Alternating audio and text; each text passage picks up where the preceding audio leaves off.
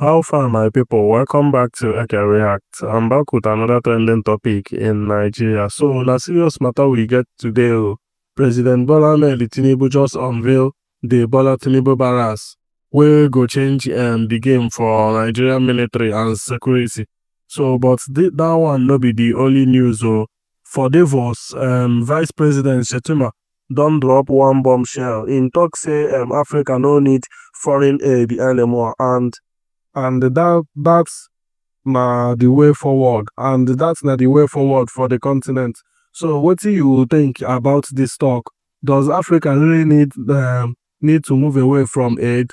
So abeg, I go like hear your opinion on the comment section below. So I hope you stay tuned with us, because this video go unveil everything you need to know concerning this particular trending topic. So make sure you like this video so that YouTube will recommend it to others. Then subscribe to our channel if you are new to this channel. Turn on the notification bell so that you don't miss any of our updates. Drop your opinion on the comment section below. Joining us now is OG Okpe with stories trending around the world. Hello, G. Thank God it's Friday. Good morning, Dr. Abati. TGIF. How are you this morning? Good. Perfect. Good. I know what you're up to this weekend. Good morning. Ayo, how are you this morning? I'm feeling good. Perfect. Good morning. Rufy on fire. You know it's my favorite Dr. Abati's diary. Yes, so. You know what is up to this weekend.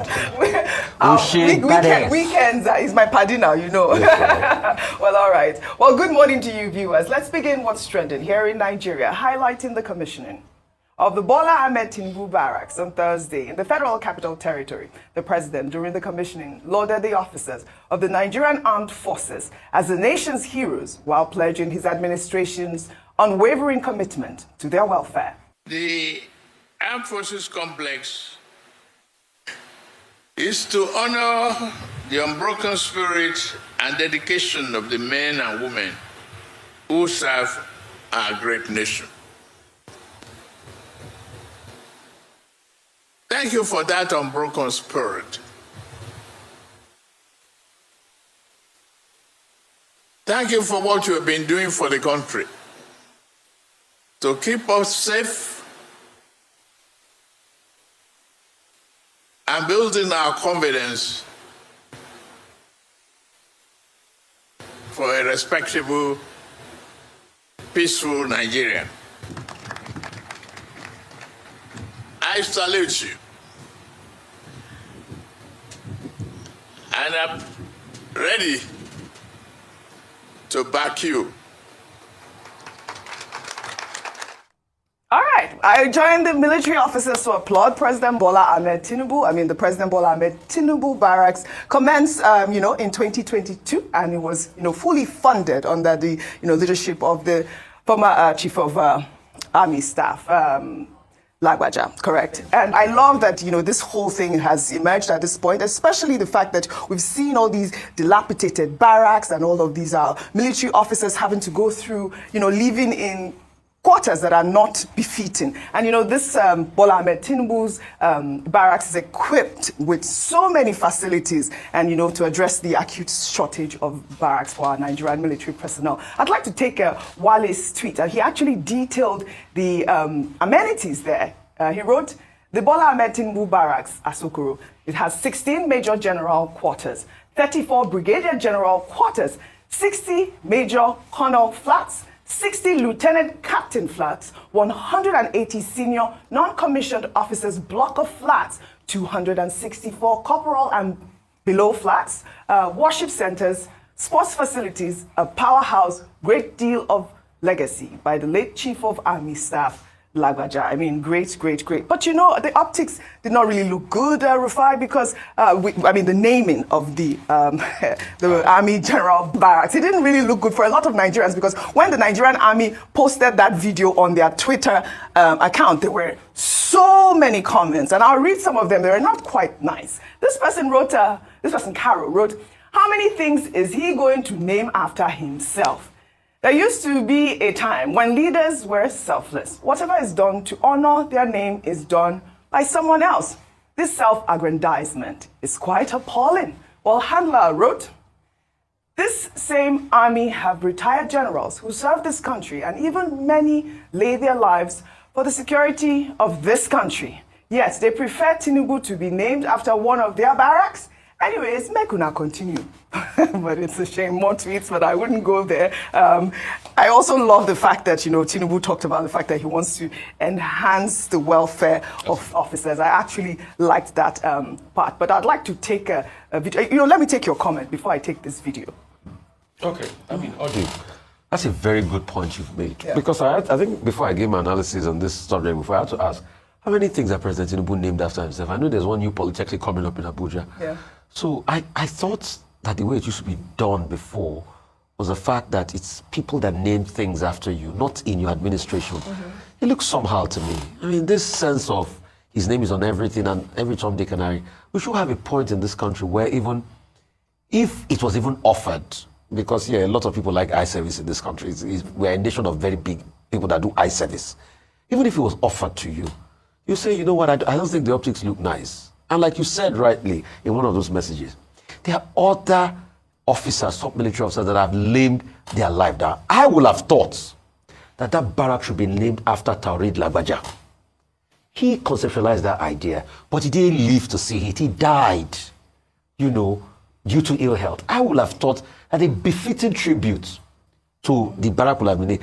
I would have also thought that probably, if it's not okay, if you don't want to name it after Taurid Lagbaja, how about General Atairu that died in a plane crash in the line of duty for this country, chief of army staff.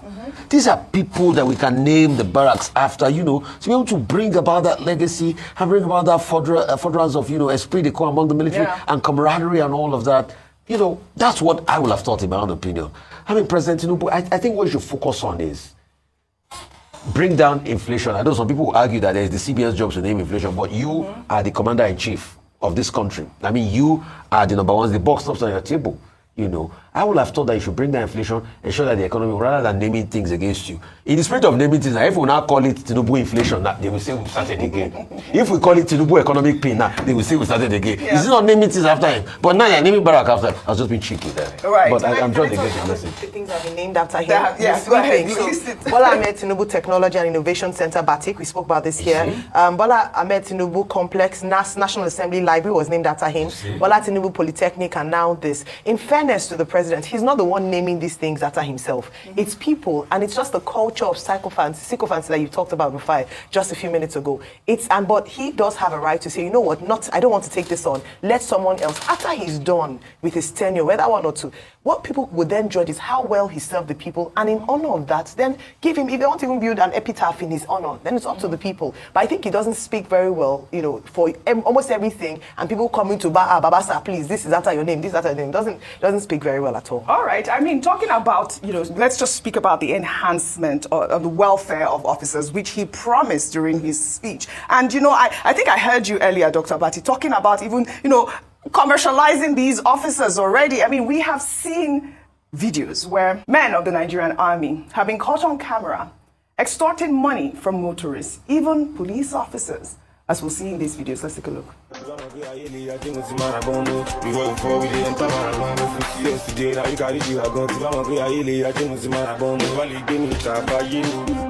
Officer of the law, officer of the law. What else, sir? I get change. This is 200, this is 300, 200. I want all I give you now. 200.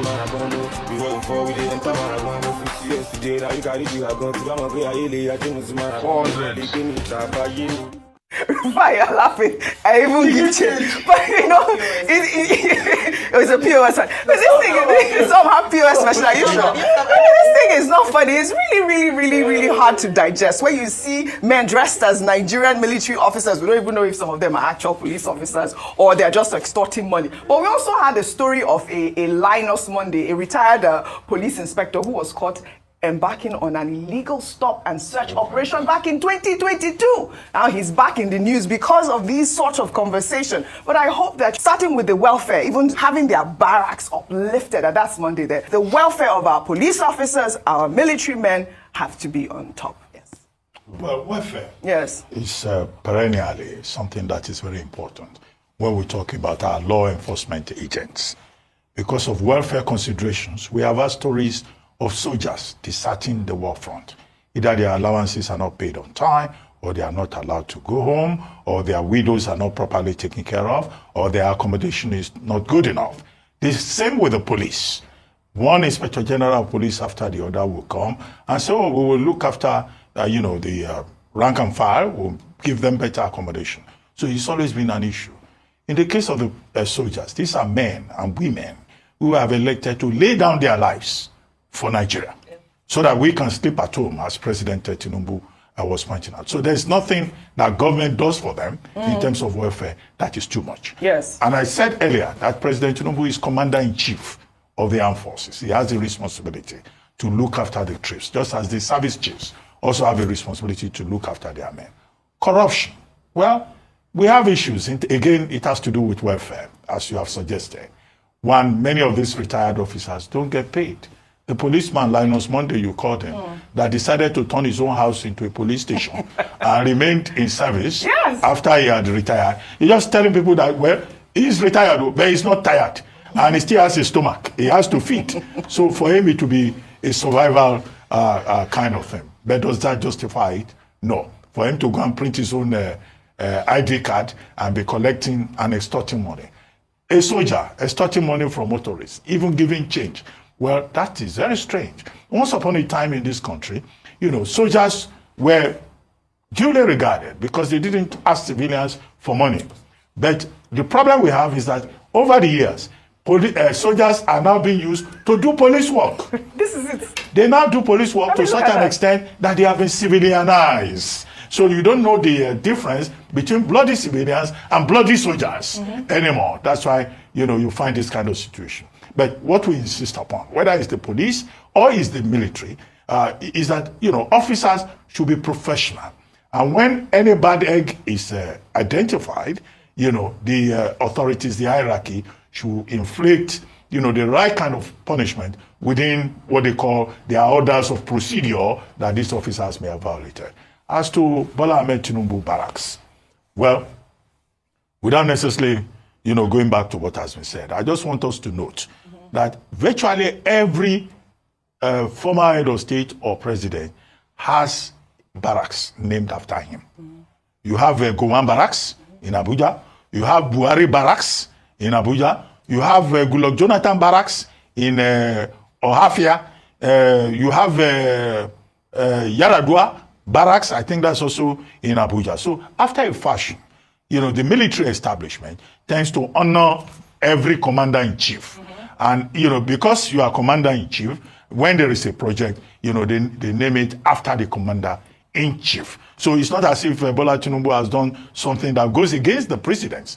All the former heads of states have barracks named after them. Now, the morality side of it is a different thing entirely. But I'm sure that the Nigerian military, they have their structures. Just as the name operations, Operation Scorpion, Operation Lafia Dole, Operation Desert Storm, Operation Hadinkari. So, Python Dance was Operation Python Dance, 1 and 2. Python So they have their own structure in that regard. I don't think it's President Tinubu, that made as has been established, that has to be made very clear. Well said. Well, all right. Let's head over now to Switzerland at the World Economic Forum in Davos, where Nigeria's Vice President, Kashim Shettima'S comments at the Financial Times Global Risk Roundtable elicited reactions amongst many Nigerians when he stated that he does not believe in AIDS, but in partnership, adding that he would rather hold poverty with dignity and deal with nations on a pedestal of equality. Let's take a look before we take some reactions. I don't believe in AIDS. I believe in partnership. I would rather carry my poverty with dignity and deal with people and nations and companies on a pedestal of equality, not a master-servant relationship. I don't come with a begging bowl. My continent is the richest in the world. And the trajectory of global growth is facing Africa, and Nigeria will make or mar that transition. So I move in with confidence, with cautious optimism, with hope for a better tomorrow. But most importantly, I believe that the youth of Africa are the drivers of change in Africa. Well, I like that last comment where he said the youths are the drivers, youths in Africa especially, are the drivers of change. But you know, his comment about partnership and not believing in aid, it's gotten a lot of reactions when we posted this video on our Twitter handle. Let me take some tweets. This is from Chef Law, who wrote, "Partnership care. With over $40 billion in debt and 133 million Nigerians in poverty, this dignity speech sounds like Crusoe. Who is partnering with someone that can't pay their bills without borrowing?" Well, Tochukwu wrote, "All talk, no action. Nigerians have watched their wealth diminish since this administration took office. The government ignores basic economic principles, focusing on excessive taxation instead of industrialization, which has historically driven national development." And finally, Frederick wrote, "Provide electricity, good roads, security, and foreign investors will beg to come in. Some of the traveling up and down by Tinubu and Shettima could be done by our ambassadors. Nobody can convince me that Nigeria is poor. We're too endowed and blessed to be poor. Beg or borrow, we simply need creative leadership." And that is the main point, creative leadership. What are your thoughts on the fact that, you know, Kashim Shettima goes out there? I mean, this is not the first time we hear him. Even, you know, he's always like putting Africa, Nigeria, really. I love that he doesn't believe in aid. Yes, I love it. And going back to the last X post, I was going to say, and that's on period. You know what he said about the fact that he doesn't believe Nigeria is poor. To be fair, if you speak to a lot of people, they don't believe Nigeria is poor because of the way that they see money being spent, even though spent in a way that can be criticized here and there. He made a point about the potential of Africa's youth. This administration has been very good with saying the right things, especially when it comes to harnessing the potential of the youth. He's not the only one that said it. Every time President Tinubu has gone for a foreign trip like this, he's also often put at the forefront of the potentials of Nigeria, our budding youth population, and the fact that we have such a vibrant, creative, innovative young population, prioritizing education, advancing smart agriculture. Now, you can sit on the world stage and say the right things. It's very important. I mean, I don't expect him to go on there and say, "Oh yes, we want more aid, give us more aid." We're sovereign. We have pride. We need to speak, you know, say the right things out there when we're speaking in public. But the most important thing is to put action where it needs to be put, and not just say these nice things, but not actually put in effort to, you know, to really emphasize the words that you said. So when we talk about developing the youth in Nigeria, absolutely, the youth in Nigeria have a lot of untapped potential. If you look at the Ministry of Youth, every year a huge chunk of amount of money is budgeted for that ministry. But in all fairness and in truth, we don't see a lot of outcomes. It's only low-level projects, maybe giving out cash and doing one project that is not really affecting, deal with the issues that the youth have, deal with unemployment so that the people have gainful employment, and we don't, you know, an idle hand doesn't lead to the devil's workshop. Deal with the issues around good education, affordable education. Thank God for the NEL Fund, which is one of the legacies of this administration. Deal with, you know, he talks about education. Deal with quality education in Africa and let the young people actually have a potential to compete with their peers around the world. Agriculture, he mentioned, absolutely. We've often talked about it. We've had conversations here with farmers, stakeholders about how they can invest in that sector to make it better. Can Nigeria take its position as a giant of Africa? Absolutely. We're endowed with a lot of natural resources, but we need strong leadership and a leadership that is focused and strategic to actually bring out the potential. Can Nigeria take some kind of theoretical background to this? Now, in development economics, at a certain point, it was thought that, look, when you give aid to poor countries, you will help to eradicate poverty in those countries. But over the years, I'm trying to be very fast to summarize, we've seen, you know, scholars have written books indicating that, in fact, when a country is aid dependent, it doesn't help. So you have a book saying why foreign aid is not working. You have Jeffrey Sachs writing The End of Poverty and questioning the aid paradigm. You have, you know, the book I consider my favorite, Dambiso Moyo, writing Dead Aid, you know, why that aid is not going to help Africa and what Africa can do to do better. So what the vice president is talking about is simply about the fact that, look, we're not looking for aid, we're looking for partnership, we're looking for collaboration. Now, how African leaders have translated that into government policy is where the challenge is. Now, many of these countries, including Nigeria, during, you know, during some administrations that we have seen, they will say, for example, come and invest in Africa.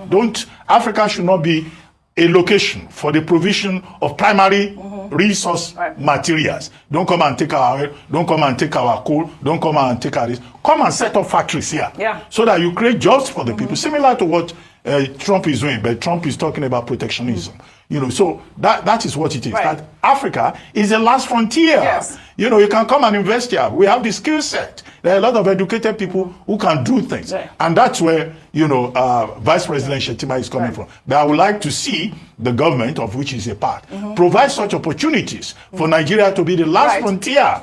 For Honda to come and set up factory here. Right. For Mercedes-Benz to come and set up factory You're here. absolutely right, Dr. Abati. I mean, I think that is the main point, really how to make Nigeria become the giant, I mean, take its position actually as the giant of Africa. You're talking about, you know, people coming to invest in Nigeria, and it sounds like the rhetoric, like you said, what Donald Trump said at the World Economic Forum. On the other hand, United States President Donald Trump, in his first international address since returning to the White House, told world business leaders in Davos to manufacture in the United States or face steep tariffs.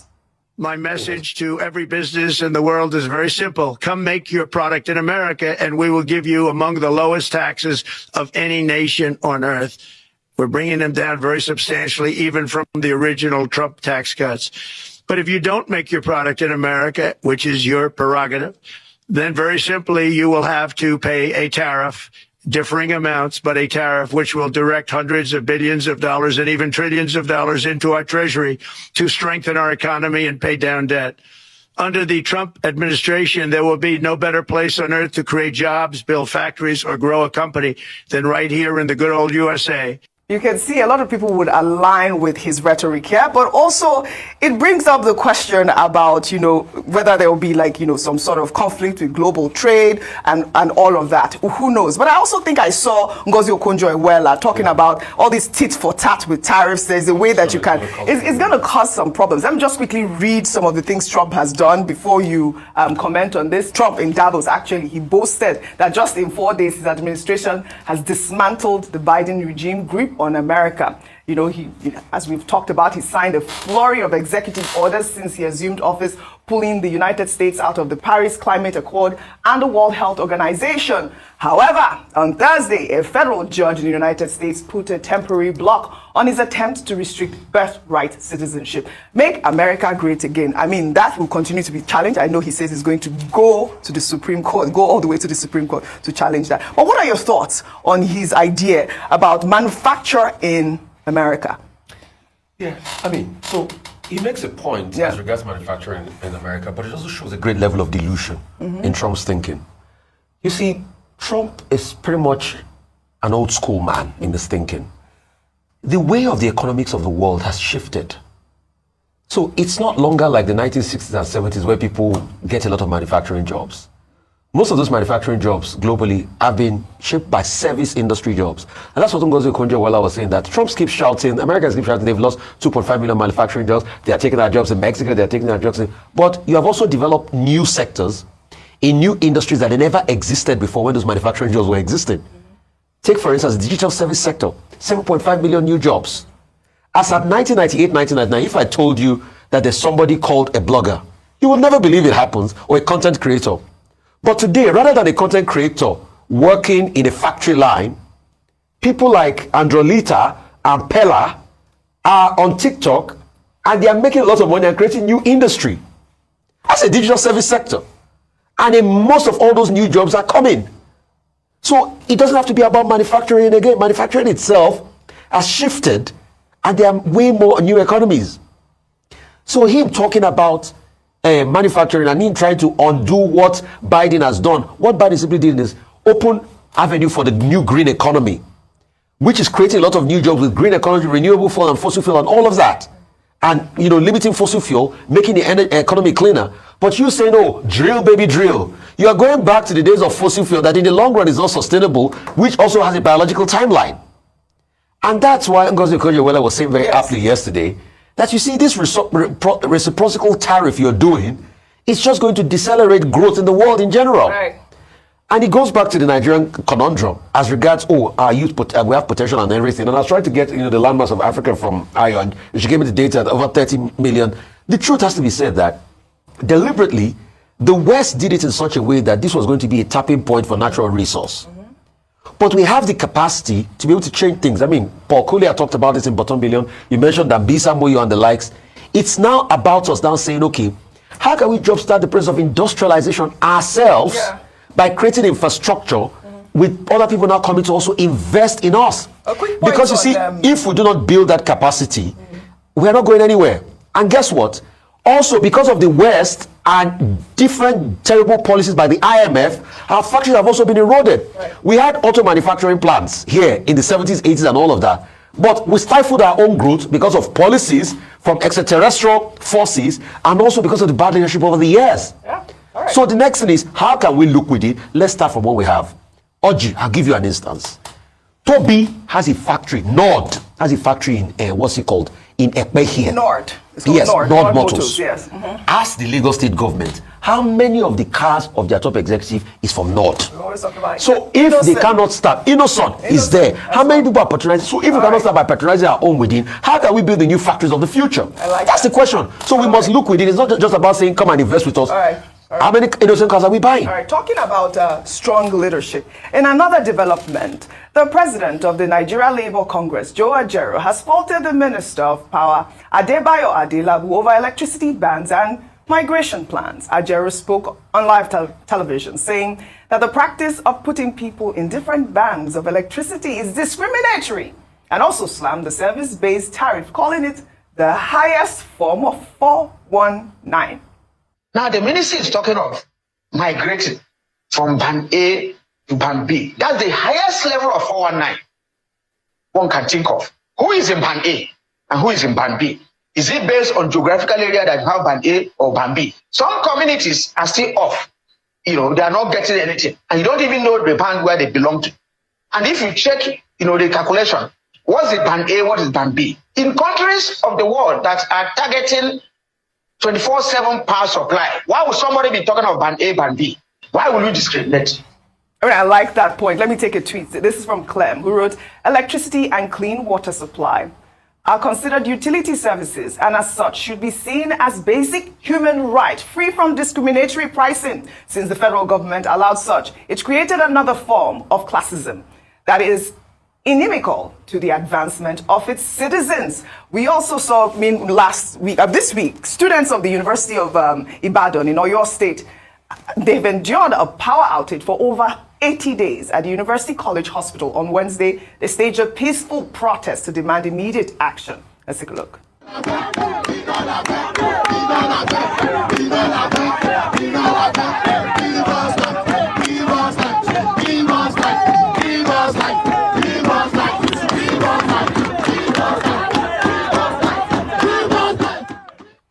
Look at what we're talking about. What band are you? Do you know I'm always so interested in this band thing because, like that Twitter user alluded to, this is you don't know what band you're in. Band A, well, you're not getting the services of band A. Even though the minister is saying that if you're in band A, you should get the services or be downgraded to band B. Yes. People are making their own private arrangements. It hasn't really helped, to be honest. Yes. And I quite agree with what the NLC president said, that what we should be pushing for is electricity for all, and then each person would gauge their usage so that they will spend what they're able to. They'll use what they're able to afford. But we don't see that. But I think this is just a management process for the ministry whilst we're trying to get to that point of increasing capacity for Nigerians. But with regards to the URM, the UCH, I think it's very sad. Very sad. Only earlier this week, I believe, one of the CMDs of the teaching hospital had talked about how we have a crisis on our hands with doctors. So when we talk about welfare of military officers, we should also talk about the welfare of our medical personnel. Absolutely. Why are you going to, if you don't have power, how are you going to work in a hospital? It beggars belief, and it's quite unfortunate. All right, now, should we take our final story? Because it's Friday, under entertainment. Well, another video has emerged from the movie audition where actress Ngozi Ezonu scolded two ladies who were not wearing braziers to the audition. Well, over the past week, there's been a debate online on how young women should dress to an audition after the actress laid out rules that women coming to her audition without wearing a bra will not be seen. Well, in this video, the actress was seen asking the ladies if their choice of outfit could be worn to an interview. Well, let's take a look before we come back for a discussion. If you were going for an office job, would you dress like this? Would you dress like this?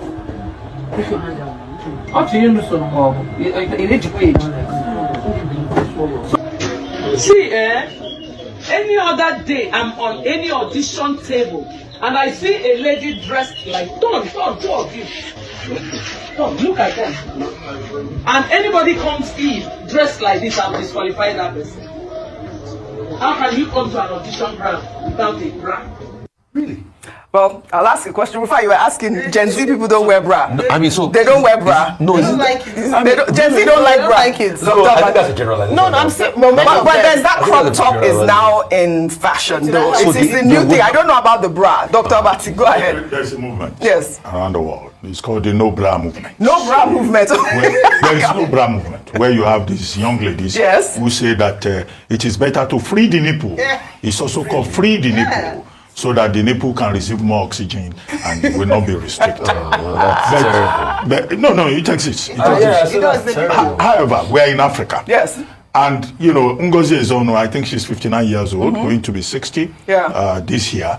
And she is acting, you know, across generations. Yes. These are young people, the Gen Z that you refer to. Yeah. She, as a producer, inviting people for audition. Yes. Just thought that, you know, who are these young girls? Yeah. One of them, the back is exposed, Yeah. the chest is dangling. Right. And she stood in as a mother figure to say, no, this is not allowed. Yeah. The simple way you can explain it is this thing that they also say, motivational speakers, that the way you dress is the way you will be addressed. Yeah. And that's exactly what she has done in that particular case. And one of them was even very rude. He said was about to beat her up. That's what she said there. Like, Yeah, what's well, happening? that's the kind Well, of Dr. thing. Bati, can I counter you? You said we're in Africa. Do you know that there is a group of African women Yes. that go out, even to shopping malls, with no bra Well, at all? well, cultural I mean, that's a cultural difference. It's an cultural but it's an old culture. But this no bra. The younger ones go to the supermarket, and the more outrageous it can be, Yes. the better it is. So I'm glad that there's some sanity being introduced. Well, because free sex now has become